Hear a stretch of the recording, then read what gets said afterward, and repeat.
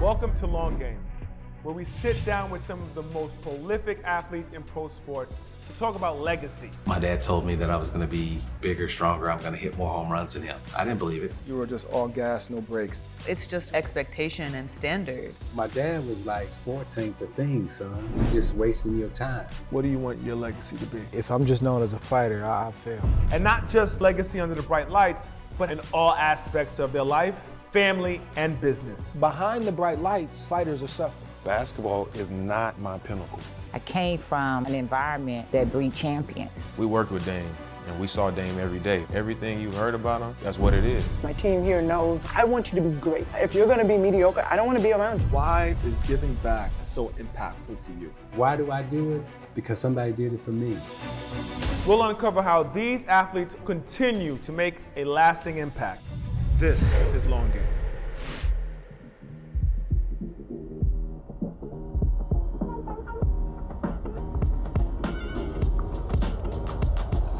On today's episode of Long Game, I'll be heading out to Orlando, Florida to spend some time with Major League Baseball royalty, a guy who is said to have the prettiest swing in baseball.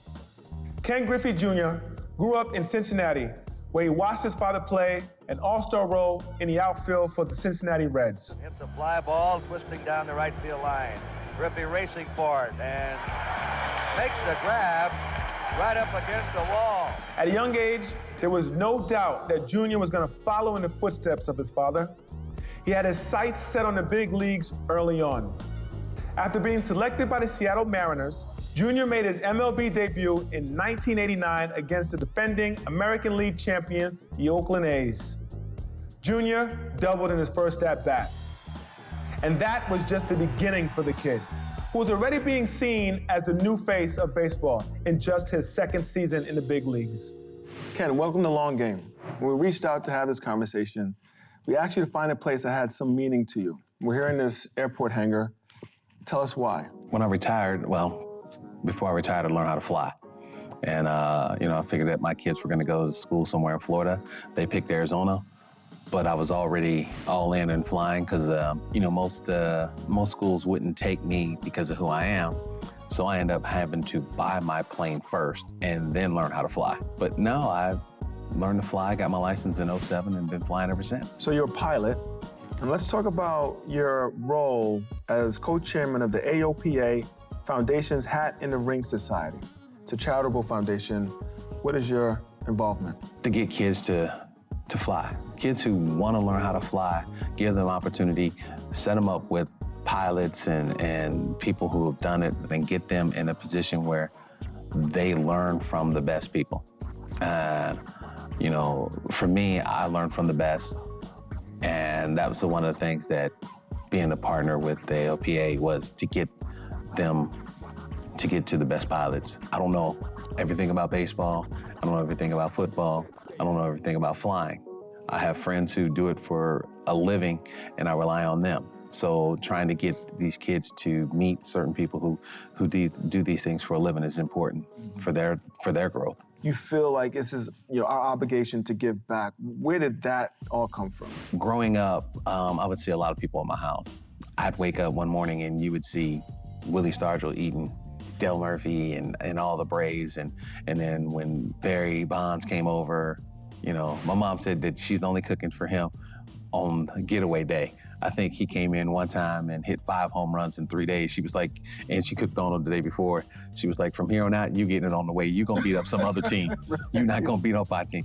And that's it. I think, growing up, you would see these things and how people took care of each other when you came into town. The 70s and the early 80s, it wasn't a whole lot of great places to eat at the times that, we were getting out of the games. And so that, most of the ball players took care of one another when they came in. If you were friends here, I'm gonna feed you and you're gonna go on your way. Plus it was a little bit cheaper too. I have a different philosophy than my dad, and a little bit more technique. But I came up as a number 2 hitter. He was a number 2 hitter. So I had to learn, and all of a sudden I got switched to 5, and then I came 3 and things like that. And different parts of the batting order determine how you approach the game, and having the mindset and having a dad who played helped me because he did all that.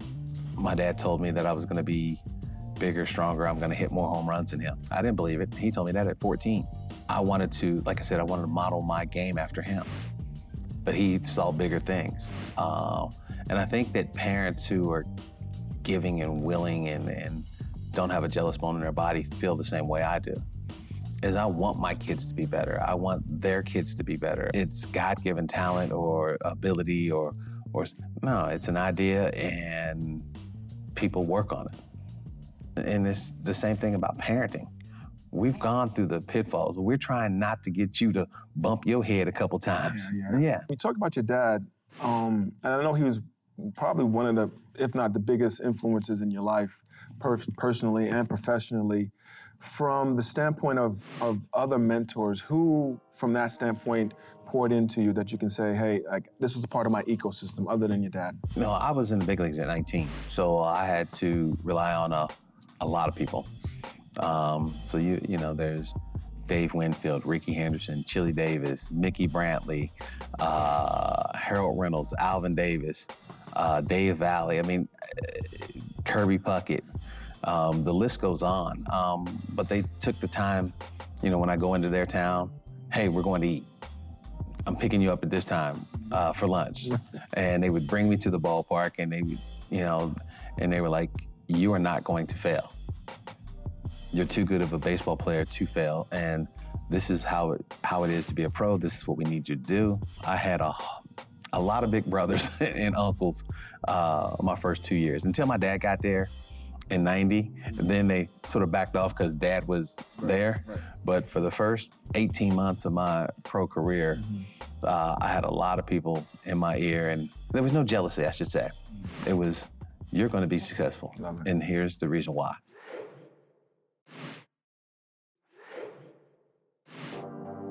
By the mid-90s, Ken Griffey Jr. had stolen the show on the Major League Baseball stage.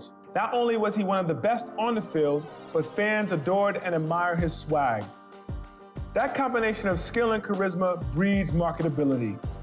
In 1996, Nike released Ken Griffey Jr.'s first signature shoe, the Air Griffey Max 1, a shoe that went on to inspire generations.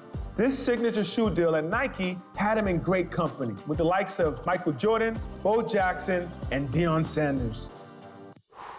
What other things do you do outside of your daily life? My daily life is being dad.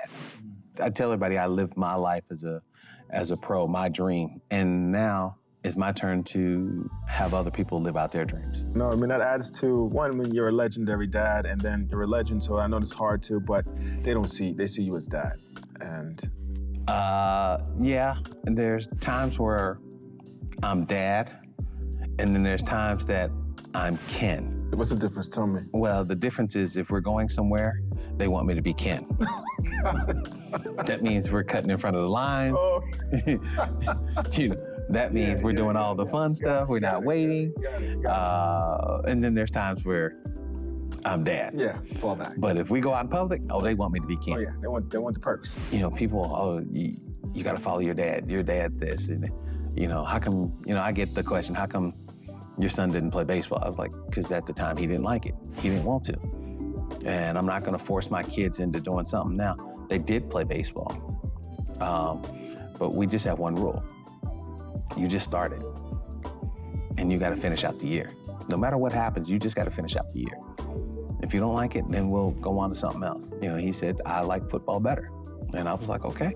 And now, as a parent, it's my job to find the best coaches. And I live by Thurman Thomas and Ricky Waters. So, you know, I was like, here you go.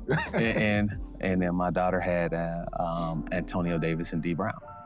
So it was, you know, that was their specialty, and this is mine. You wear many hats: dad, pilot, baseball player. You also are an advisor for the commissioner in Major League Baseball. I could say that you helped the game grow in popularity from the moment you stepped on that field. What are you doing now in that same capacity as an advisor to the commissioner? We're going to sit down and outline what needs to be done for next year or the next couple years. It's going to be a couple-year process, just trying to get kids seen. You know, the thing about baseball is if you can play, they will find you. but it's tough to find inner city kids to play. When you get drafted in NBA and NFL, where do you go? You go to the pros. When you go drafted by MLB, where do you go? Minor leagues. The minors are not fun. Sometimes worse than, being in college. I had, my first year I had 4 roommates, the second year I had 6. And people go, what? Yes. Yeah. And I was like, yeah, I had, 5 other people, basically, in a 3-bedroom apartment. And my job is to somehow get the whole organization of Major League Baseball to understand that they need to be seen. Kids need to be seen. So I tell people all the time, I think athletes turn out to be some of the best entrepreneurs and people that can transition into corporate America, because one, we're team players, we take criticism well, most of us, and we're hard workers. And I see that transition into your business acumen. And when I say team, especially here at UBS, we believe in supporting diverse and inclusive communities. Also, underserved entrepreneurs. You also have that sense when you're talking about investing in things that, one, you care about, but also wanting to give back to the community. Why is that important for you to give back to maybe people who might have been as privileged as you have? You look at it, you want this world to be a better place. It has to start off in your communities. If it doesn't start there, it's not gonna go anywhere. You want people to be able to say, you know what, I helped him and he helped somebody else. So it's a snowball effect that just keeps growing and growing. And that's what we need is, guys to go in there and go, I wanna bring 4 or 5 guys with me. It ain't gonna cost you nothing but your time. And you're gonna learn. And that's, for me, people don't become great without somebody's help. This year marks the 25th anniversary for the Air Griffey Max 1. So for sneakerheads, I'm sure they're gonna love this. Arguably one of the most iconic shoes ever made. Let's talk about your experience with Nike and you being the first Major League Baseball player to have your signature shoe. How was that experience? My mom tells the story. I got my first pair of Jordans and I was like, I'm gonna have my own shoe. And just like every mom, sure you are. It's okay, give you that confidence. And when it finally happened, the first thing I said, I got my own shoe. She just started laughing. She goes, you told that story when you were like 13. And I was like, what do you mean? She goes, when you got those pair of red, white, and black Jordans, she started laughing and she was like, you believe a lot of things that's gonna happen. I go, no, I just try to be me, and I feel that, there's nothing out of my reach. Let's see, the initial deal with Nike was $3,000. No, it was $1,500. It was $750 in cash and $750 in merchandise.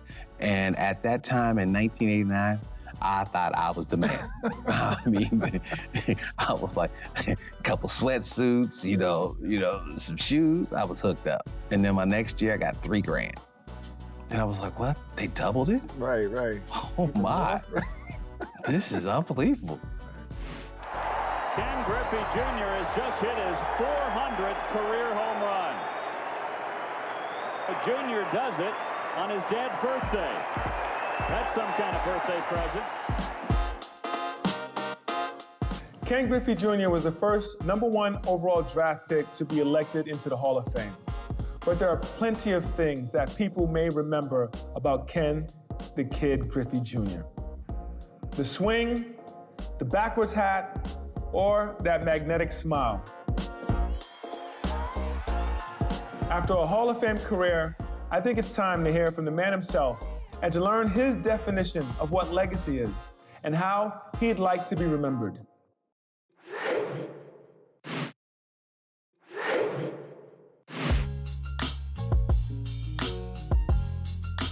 This is where your brand was built, this field. What, does this still today have a special meaning when you step on a baseball field? Oh yeah, because without this field, or a field that looks like this, I wouldn't have things. Take care of #1, which is my baseball career, and everything else is gravy. and extra. So that's the thing, is I took care of what I needed to do on the baseball field. And as, you know, I grew and got better, and, you know, I was able to get things and improve. So, you know, it was one of those things where I wanted to make sure that my baseball and my team knew that baseball comes first. And, you know, we'll explore, you know, off the field things when they come. But right now, you know, my concern was making sure that being in center field and at the plate were the one and two things that were the most important things as a 19-year-old and then as a 20-year-old.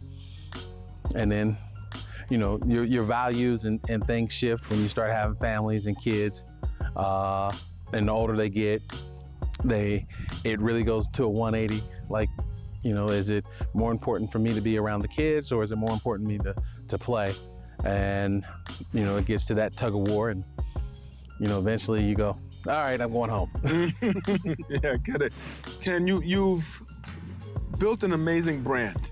When it comes to Nike, you've had video games, cards, you even had your own candy bar. How was that? How were you able to do that? So it felt like it was effortlessly, but how were you able to do that? Having good people around me. You know, the thing is having, you know, number one, mom, dad, be able to keep me grounded throughout this whole thing. But it also said, if you work hard, you can achieve certain things, and you're gonna get things that when you work hard. And it's gonna mean more to you the harder you work. Are you proud of the brand that you've created? Oh yeah, you know, it's, you know, comfortable for me. You know, I got friends and family like, we could blow this up, we could make this, but I am satisfied in the direction that we're going, because, you know, it's just a gradual moving forward. You know, it's not, you know, one of those things that, hey, it explodes and then 2 years later, it's not there. You know, I wanted to continue and have a legacy of, you know, 30, 40 years. What do you think made you marketable as a player? We saw the backward hat. Obviously, I was a fan of it. Was that a part of it? Was that intentional, the backward hat thing? No. Or was it? No. Marketability, I was young. I smiled. I showed people that baseball's a game. It's fun. You can laugh. It's not, you know, the mean mugging, the game face. You know, you can still go out there and compete and have fun and enjoy yourself. But the backwards hat was, my dad had a fro. And just like every other kid, I wanted to wear his hat, you know, wear his shoes, wear his shirt. But I put on his hat, and every time I started running, the hat would go, because he had a fro and I had a little peanut head. And so I just turned it around. And from that point on, I was 6 every time. Like, I still today put on the hat backwards. It wasn't a fashion statement. It wasn't trying to be different. It was, I just wanted to wear my dad's stuff, and it stuck. It became a fashion statement. It became a fashion statement. And it became you being different, being unique, having your own style. How do you want people to remember you by? Number one, that I'm a human being, that I cared about other things than what I did. Like, for me, giving back, it's not about the money. Because like I said, I can write a check and then we can go. But I want to spend time. I want to make a difference in those kids' lives so they see that I'm a human being just like them. Absolutely. And I want to first thank you for being on the show with us. Your ability to articulate that it's not about transactions. It's more about building relationships. And that's really what ultimately we hope all of our legacy is. So again, thank you, Ken. Oh, thank you. Appreciate it. No problem. We had a great time, and see you next time, I hope. Yeah. Yeah. When you go flying with me.